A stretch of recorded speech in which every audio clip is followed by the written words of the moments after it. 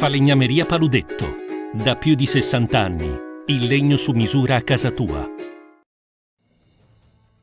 TG Plus News edizione di Venezia, buonasera. In apertura del nostro notiziario la cronaca.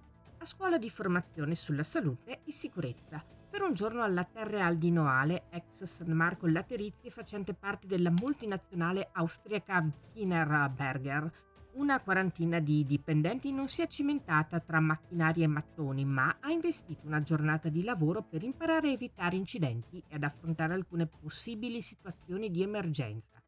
In un momento storico dove purtroppo gli infortuni sul lavoro spesso mortali si susseguono, l'azienda austriaca decide di prendere di petto il problema, tenendo delle lezioni ad hoc per gli operai.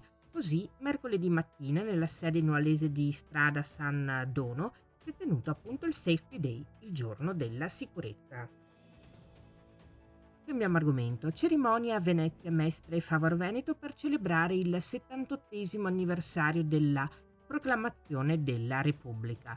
L'alzabandiera in piazza San Marco si svolgerà alle ore 9:15. A Mestre in piazza Ferretto le celebrazioni inizieranno alle 10:15.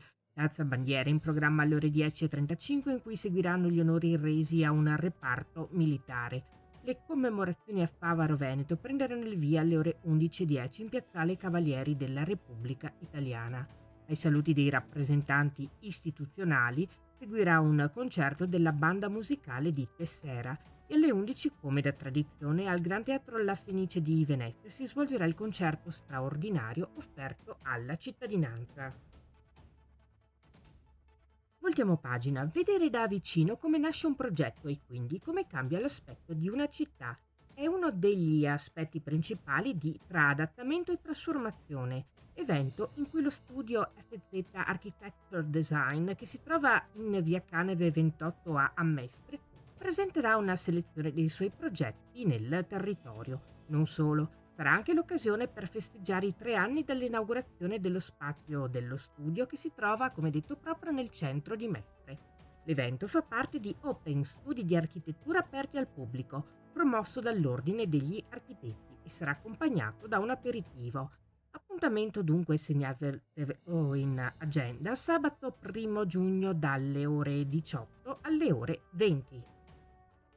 E passiamo al meteo. Il centro funzionale decentrato della Protezione Civile del Veneto ha emesso un nuovo avviso di criticità di aggiornamento valido 24 ore dalla mezzanotte alle ore 20 di domani, venerdì 31 maggio, che eleva l'allerta idrogeologica per temporali a gialla in tutti i bacini del Veneto.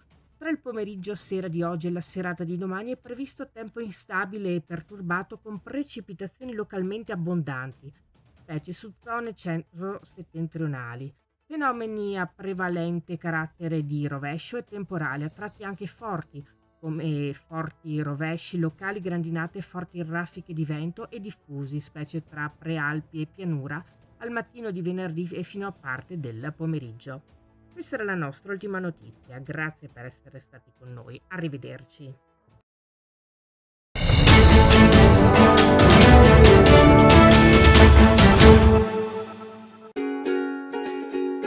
Falegnameria Paludetto. Da più di 60 anni. Il legno su misura a casa tua.